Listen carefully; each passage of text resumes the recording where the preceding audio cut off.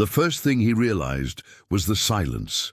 Not the peaceful kind, but the kind that follows chaos, the kind that tells you everyone else is gone. Moments earlier, the forest had been alive with shouting, gunfire, and explosions. Now there was only the sound of his own breathing, ragged, uneven, and the slow drip of blood soaking into the frozen ground beneath him. He tried to move. Pain tore through his leg like fire. That's when he understood the truth. He was alone, completely alone. Behind enemy lines, somewhere in the distance, boots crunched through leaves. Voices spoke in a language he didn't understand, but he didn't need to. He knew who they were. He knew what would happen if they found him. The mission had been simple. Get in, deliver the message, get out before dawn. But war never follows the plan. His unit was gone, scattered, captured, or dead. His radio was shattered, his weapon nearly useless. And the sun was beginning to rise. Every second mattered now. He pressed his face into the mud, forcing himself not to breathe too loudly as the voices grew closer. One wrong sound, one wrong movement. And this would be the place he died, nameless, forgotten, erased by a war that didn't care if he lived or not. He had no map, no backup, no clear direction, only one choice: move or wait to be found. What followed over the next several days was not a battle in the traditional sense, but something far worse. A slow descent into hunger, exhaustion, fear, and impossible decisions. A fight not just against the enemy, but against the limits of the human body and mind. This is the true story of a World War II mission that was never supposed to turn into a nightmare, and of a man who survived when everything said he shouldn't have. World War II was not fought only in massive battles with thousands of soldiers charging forward together. Some of its most terrifying moments happened in silence, far from the front lines, where a single mistake meant death. This story comes from one of those moments. It's the story of a young soldier sent on a mission that, on paper, looked routine. No heroics, no glory. Just orders to be followed and a promise that he would be back before sunrise. His commanders believed the enemy positions were thin. The maps looked clean, the timing precise. They were wrong. Within hours, confusion replaced certainty, gunfire replaced commands, and survival replaced strategy. What makes this story different is not just the danger, but the isolation. No witnesses, no reinforcements, no one coming to help. Just one man, wounded and cut off, forced to make decisions that no training manual ever prepared him for. As this mission collapsed, the war revealed its true face. Not banners and speeches, but fear, exhaustion, and the terrifying realization that no one even knows where you are. Before we go deeper into what happened next, take a moment to subscribe to the channel. These stories are real, they're carefully researched, and they're told to honor the human experiences buried beneath history books. And if you're watching from anywhere in the world, whether it's the United States, the United Kingdom, Canada, Australia, or somewhere else, let us know in the comments where you're listening from. History connects us all, no matter the distance. Now, let's go back to the beginning, to the night this mission was launched, to the moment everything still seemed under control, and to the first decision that quietly sealed this soldier's fate. The mission began under the cover of darkness, the way so many dangerous assignments did during the war. It was late in the evening when the soldiers gathered in a small clearing just beyond the edge of the forest. No fires, no unnecessary movement, faces barely visible beneath steel helmets and shadows. The air was cold enough to sting the lungs, and the silence was broken only by the soft rustle of equipment being adjusted one last time. The briefing was short, too short. Their objective was simple in theory: move behind enemy lines, deliver critical intelligence to a friendly resistance cell, confirm enemy troop movements, and return before first light. It wasn't an assault. It wasn't sabotage. It was meant to be fast and quiet. That was the selling point. The commanders believed the area was lightly guarded. Reconnaissance reports suggested enemy patrols were thin, scattered, predictable. The maps showed forest paths, a shallow river crossing, and an abandoned farm that would serve as a navigation marker. "Minimal contact expected," the officer said. Those words should have raised alarms. But this was wartime. Missions stacked up faster than questions, and soldiers learned quickly that hesitation could label you as unreliable. The unit assigned to the operation was small, just enough men to move quietly, not enough to survive a serious engagement. They had trained together, eaten together, and survived other close calls. There was trust among them, the kind built not from friendship, but from shared danger. The soldier at the center of this story listened carefully, committing every detail to memory. He checked his weapon, adjusted the strap of his pack, and touched the folded piece of paper secured inside his jacket, the message he was responsible for delivering. If he failed, others would die. That thought stayed with him as they moved out. They crossed into enemy territory just after midnight. At first, everything went according to plan. The forest swallowed them whole, trees rising like dark pillars on either side.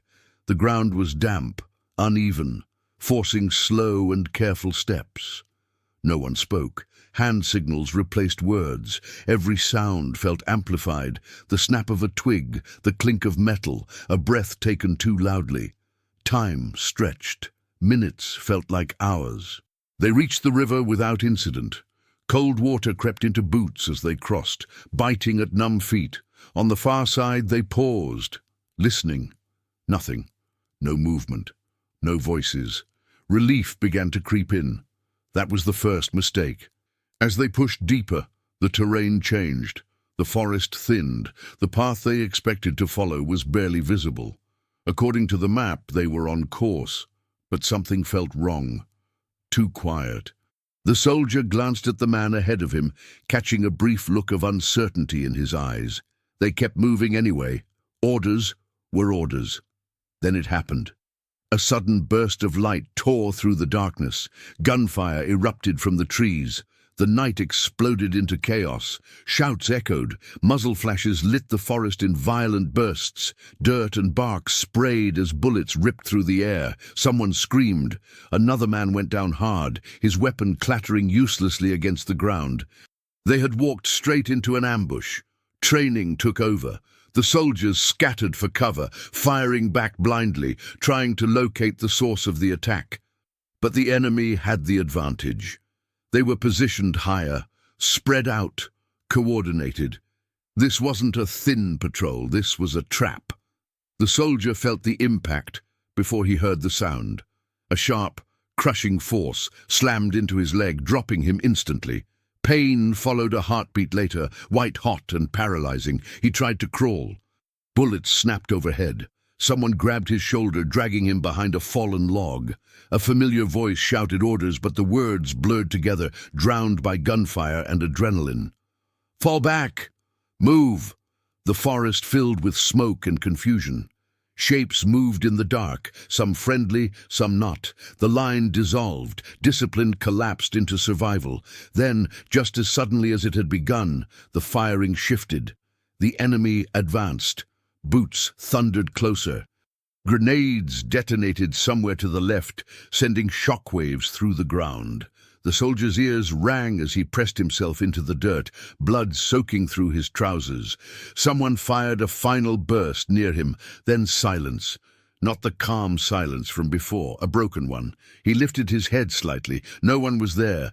The log that had sheltered him was now empty. No voices, no commands, just distant movement fading into the forest. They had pulled back, without him. He waited, expecting someone to return. Seconds passed, then minutes. Nothing. Slowly, the truth set in. The mission was over. The unit was gone, and he was still deep behind enemy lines, wounded, bleeding, and completely alone.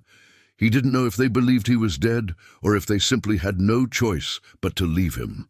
All he knew was this. If he stayed where he was, the enemy would find him by daylight. and if he tried to move, the pain might kill him first. The mission that was supposed to be routine had collapsed in less than an hour, and the real fight had only just begun. For a long time, he didn't move. He lay pressed against the cold earth, every muscle locked in place, listening, not just for enemy voices, but for any sound that would tell him he wasn't truly alone. A shout, a whistle, a familiar signal, anything. There was nothing. The forest had returned to its earlier stillness, but now it felt hostile. The silence wasn't empty. It was watchful. He forced himself to breathe slowly, carefully, counting each breath to keep panic from taking over. His leg throbbed in time with his heartbeat, the pain deep and constant. Whatever had hit him hadn't passed cleanly through. That much was clear. Blood loss was the first problem. Shock would be the second. He tore a strip of fabric from the inside of his jacket, biting down to keep from crying out, as he wrapped it tightly around his thigh. His hands shook, not just from pain, but from the realization settling in. No radio, no backup, no clear way out. He checked his weapon. The magazine was half empty. Another was missing. Somewhere during the ambush, he had lost it. His pack was still there, but lighter than it should have been. Grenades gone, medical supplies minimal. Daylight was coming. That thought terrified him more than the pain. At night, the darkness hid him. During the day, it would betray him. He waited another few minutes, then made the decision he'd been avoiding. He had to move. Every instinct screamed against it, but staying meant capture or death. Slowly, painfully, he rolled onto his side and began to crawl. Each movement sent waves of agony through his leg. He bit his sleeve to keep silent. The forest floor was uneven, tangled with roots and low brush. Progress was painfully slow. After only a few yards, his arms burned and his vision blurred. He rested, pressing his face into the dirt, tasting blood and mud. That's when he heard it. Footsteps, not rushed, not careless, methodical, enemy patrols. They were searching the area. He froze, heart hammering, as shadows moved between the trees. Voices murmured low and controlled. He couldn't understand the words, but the tone told him everything he needed to know. They weren't expecting resistance. They were cleaning up. One wrong move now would end it. He eased himself into a shallow depression in the ground, pulling leaves and dirt over his body with trembling hands. The smell of earth filled his nose as he forced himself to remain still. The footsteps passed within yards, close enough that he could see boots through the brush, close enough to hear metal shift and equipment rattle. At one point, a figure stopped. He felt the weight of that pause, like a hand around his throat. Then the footsteps moved on. Only when the sounds faded did he dare breathe again. The sun began to rise. Light filtered through the trees, thin and grey at first, then brighter. With it came cold clarity. He took stock of his surroundings. No landmarks he recognized. The map he had memorized was useless now. He had no idea how far the ambush had pushed him off course. He was lost. Hunger gnawed at him, but thirst was worse. His mouth felt dry, his lips cracked. He found a small stream not far away and crawled to it, drinking carefully, aware that stopping too long was dangerous. Time blurred. Pain and exhaustion merged into one constant presence. At some point, he began to hear things. Voices where there were none. The distant echo of his unit calling his name. He shook his head violently, forcing focus. Stay awake. Stay alive. By afternoon, the weather turned against him. Clouds rolled in, bringing cold rain that soaked his uniform and deepened the chill in his bones. His wound burned, then went numb. Neither sensation was reassuring. He found shelter beneath a fallen tree, wedging himself into the narrow space beneath its roots. It wasn't comfortable, but it hid him. There he waited, listening to the rain mask his breathing. As night approached again, reality pressed in harder than ever. He was injured. He was deep in enemy territory, and no one knew where he was. Even if his unit had escaped, they might already believe he was dead. That thought cut deeper than the wound. But as the darkness returned, something else surfaced, something stubborn and dangerous. Defiance. He wasn't ready to die here, not in this forest, not without a fight. If the war wanted him erased, it would have to work harder than this. He tightened his grip on his rifle, pulled himself deeper into the shadows, and prepared for another night alone, knowing that the nightmare had only begun to reveal its true shape. The third day was the hardest so far. Not because of the pain. He had learned to live with that. Not because of hunger. His body had begun to ignore it. It was the exhaustion. The kind that seeps into your bones. That makes simple thoughts feel heavy. That blurs the line between what's real and what your mind invents to cope. He hadn't slept, not truly. Each time he closed his eyes, fear jolted him awake. The forest never felt empty. Even when it was quiet, he sensed movement just beyond his vision. By morning, his wound had changed. The bleeding had slowed, but the skin around it was swollen and dark. Heat radiated from beneath the bandage. When he touched it, pain shot up his leg and into his chest. Infection. He knew what that meant. In training, they talked about it clinically. Infections were statistics, complications, something that happened to other men. Now it was inside him. He forced himself to move again, dragging his leg through wet leaves and mud. Every few steps, he stopped to listen. Enemy patrols were more frequent now. He could hear them in the distance, organized, confident. They were tightening the net. At one point, he stumbled upon the aftermath of the ambush. A body lay half hidden among the trees. One of his own. The soldier froze, staring. The man's helmet was gone. His eyes were open, glassy, unseeing. Mud and blood coated his uniform. He recognized him instantly. They had shared cigarettes, jokes, complaints about the cold. Now he was just another shape on the forest floor. The urge to kneel, to say something, to acknowledge the life that had been there was overwhelming. But grief was dangerous. Noise was deadly. He forced himself to turn away. That was the moment something inside him cracked. Not loudly, quietly. The rules he had lived by, honor, formation, procedure, no longer applied. There was no unit now, no mission, only survival. By afternoon, the fever began. At first, it was subtle, a dull pressure behind his eyes, a warmth that didn't match the cold air. Then came the shaking. His teeth chattered uncontrollably as sweat soaked his clothes. He began to lose time. Minutes vanished. Hours collapsed into nothing. At one point, he was convinced he heard music drifting through the trees. At another, he was sure someone was whispering his name. He spun around more than once, weapon raised, only to find nothing. The forest watched him suffer. He made a terrible decision. As night fell, he followed the distant glow of lights, faint, flickering, unmistakably human. A village or a farm. He didn't know which. He knew the risk. Civilians could betray him. They could alert the enemy. They could pretend to help and lead him straight into a trap. But the fever was winning. He needed shelter, water, something to clean the wound, anything. He waited until full darkness, then crawled closer, using hedges and fences for cover. The smell of smoke and cooking food hit him like a physical blow. His stomach twisted violently. He was close enough now to hear voices, laughter, life continuing, untouched by the war consuming him. That realization hurt more than the wound. He hid near the edge of the property, watching, listening. Every instinct screamed danger. But so did his body.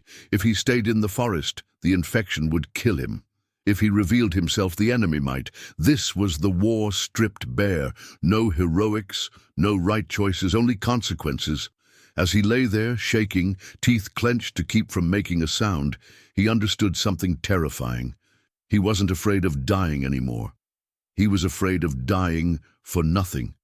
And so, in the darkness, he prepared to make the most dangerous decision of the entire mission, one that would either save his life or end it immediately. He waited for the right moment. There was no signal to follow, no certainty, only instinct and the slow, terrifying awareness that his body was failing him. The fever had turned his thoughts sluggish, as if he were moving through water even while lying still. When the voices inside the farmhouse faded and the lights dimmed, he began to move. Every inch toward the building felt like a betrayal of everything he'd been trained to do. Soldiers were not supposed to rely on chance. They were not supposed to place their lives in the hands of strangers. But war had already taken every other option away. He reached the side of the structure just as his strength gave out. His shoulder struck the wall harder than he intended, and the sound echoed in the quiet night. He froze. Seconds stretched into eternity. Then the door creaked open. A woman stood there, holding a small lantern. Her face tightened instantly when she saw him, mud-covered, shaking, barely standing. Her eyes darted to his uniform, to the insignia he no longer cared about hiding. He raised one hand slowly, not to threaten, to surrender. He didn't speak. He couldn't. His throat felt closed, his tongue thick. The lantern's light flickered across his face, revealing the blood, the exhaustion, the fear he could no longer hide. She hesitated. In that pause, he understood how close he was to death. If she screamed, soldiers would arrive within minutes. If she slammed the door, he wouldn't survive the night. Finally, she stepped back. Just enough. Inside, the air was warm. Too warm.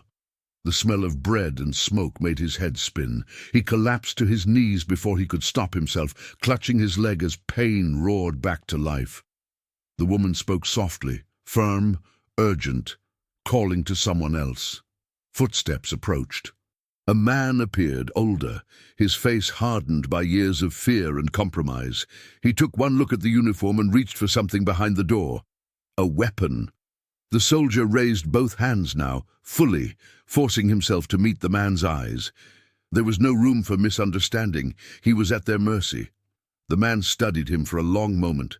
The silence stretched. Then his gaze dropped. To the wound. To the way the soldier was trembling, not with threat, but weakness. Reluctantly, the man lowered the weapon. They worked quickly. The lantern was turned down.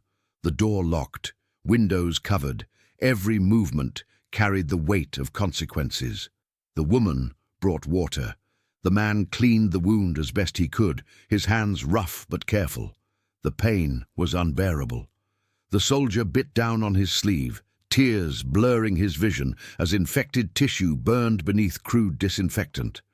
At any moment, he expected boots outside, a knock, shouting. None came. Hours passed like that. When the fever finally broke, it left him hollowed out. Exhaustion crushed him into sleep despite his fear. He woke to voices again, but different this time. Urgent, whispered. The man crouched beside him, eyes sharp. He spoke slowly, choosing words carefully. Enemy soldiers had been asking questions. A wounded man had been reported. Searches were underway. Time was gone. They couldn't hide him anymore. The soldier struggled to sit up, panic flaring anew. Every movement sent pain through his leg, but adrenaline forced him upright. The man handed him his rifle. That simple gesture said everything. They would help, but only to a point. The woman pressed something into his hand. Food, a piece of cloth wrapped around bread. Her eyes lingered on his face, filled with something he couldn't name. Pity, fear, or both. They led him to a back exit, pointing toward the fields beyond the farm. "Go," the man said quietly. The soldier didn't hesitate. He disappeared into the darkness just as distant voices rose behind him. Shouts, commands, searchlights swept across the countryside. He dragged himself forward, heart pounding, knowing the enemy was now closer than ever and that the next mistake would be his last. Behind him, the farmhouse lights went dark, and ahead of him, nothing but open ground and fate. Wars are often remembered through maps, dates, and victories. But the truth is, most of them are fought in places that never make it into history books. between fear and endurance, between surrender and the will to take one more step. For that soldier, the war didn't end when he crossed back into friendly territory. It followed him home, in the silence after the fighting, in the memories he never spoke about, in the nights when sleep came slowly, if at all. No medals could measure what he endured alone behind enemy lines. No report could capture the decisions he was forced to make when there were no good options left. Survival in his case wasn't heroic, it was stubborn, it was painful, and it was deeply human. He survived not because everything went right, but because when everything went wrong, he refused to stop.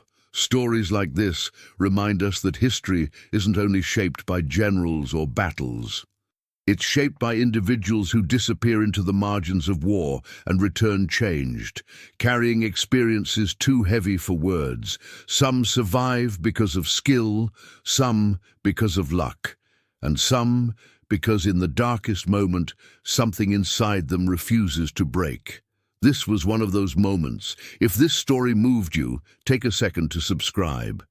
These stories exist to honor the people behind the uniforms, the ones history nearly forgets.